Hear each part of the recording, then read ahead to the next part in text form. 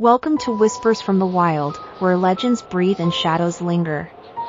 I'm your host, Renee, and tonight, we're taking a journey into the misty woods of Alberta to uncover a ghost story that refuses to be forgotten.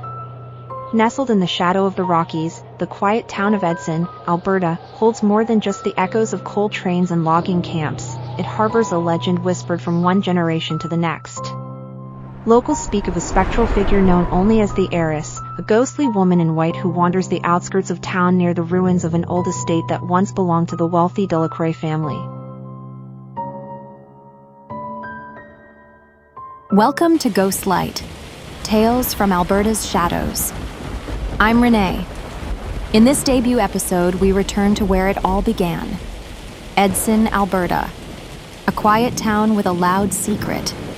They say she still wanders there. The Heiress. This is the Heiress of Edson. Sound FX, crackling fire, hushed voices, wind through pine.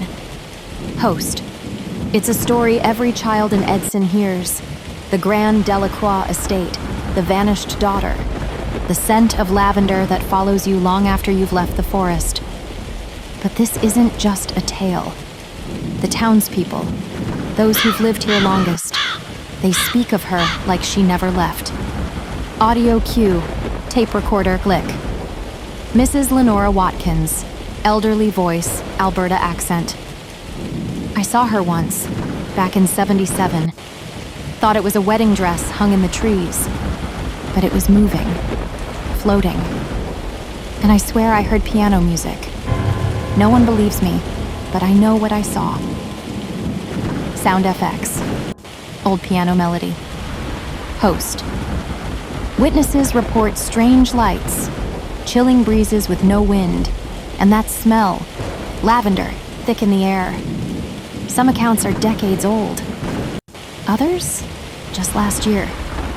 Mr. Ronnie Dean, gruff, middle-aged voice. I was out hunting near the ridge when this white shape crossed the trail. I froze, man. Gun in hand, but I couldn't move. Her eyes, they weren't angry, just lost. Sound FX, quiet footsteps, creaking floorboards. Host, softly. Even local teenagers, tempted by dares and bravado, make midnight treks toward the ruins of the estate. Some return shaken. Others won't talk about it. Teen voice, nervous, hushed. We heard her name, whispered from the trees. No joke. It was like she knew we were there. Host. Whether Eleanor Delacroix vanished, fled, or was taken, her story refuses to rest. And maybe that's why her spirit doesn't either. So if you ever wander near the estate ruins and dusk begins to fall, pause. Listen. You might just hear her piano, or feel her passing beside you. And if you smell lavender, don't look back. You've been listening to Ghost Light, Tales from Alberta's Shadows. Episode 2, Letters from the Cold Room. Subtitle, She Didn't Scream, She Wrote.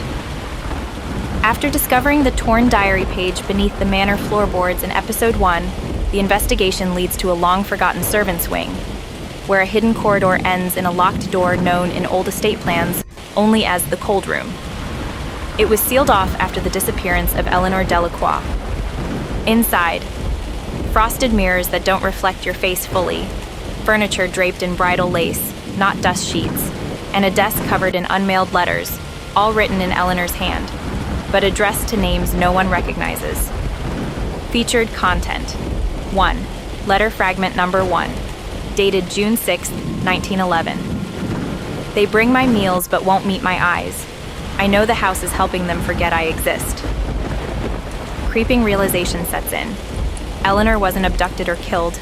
She was hidden. 2. Interview with a handwriting analyst. They examine the final letter Eleanor ever wrote and compare it to others. Her early letters are tight, careful. But the final one, June 10th, it's jagged, slanted. She didn't just write in panic. She wrote in code. 3. Discovery of a blank envelope. Marked with only one word, sister. In episode 1, Eleanor's letter mentioned Dearest C. This envelope could have been meant for Cecilia, her rumored half-sister, though no record of Cecilia exists outside Whispers and an erased baptism registry. Final twist. One letter, found tucked into the lining of Eleanor's writing chair, was not hers. It was addressed to her, and it simply says, "They said you'd come looking. You always loved endings more than beginnings." The vanishing of Eleanor Delacroix. Expanded chilling details. The night of June 4th, 1911, 1:14 a.m. A storm that never reached the valley is still somehow wetting the windows. The maids are asleep. The clocks have all stopped. And down the hall, the portrait of Eleanor's mother has turned, slightly. A strange sound. The housekeeper, Mrs. Carver, later testified that she heard humming, not from the parlor, but from beneath the floorboards. A lullaby Eleanor used to hum when she was a child. When Mrs. Carver opened the bedroom door, the air was icy, and her own breath tasted of rosewater and blood. There was something scratched into the window pane with a diamond ring. "If you marry him, I will vanish twice." No one knew what it meant, but her ring was never found.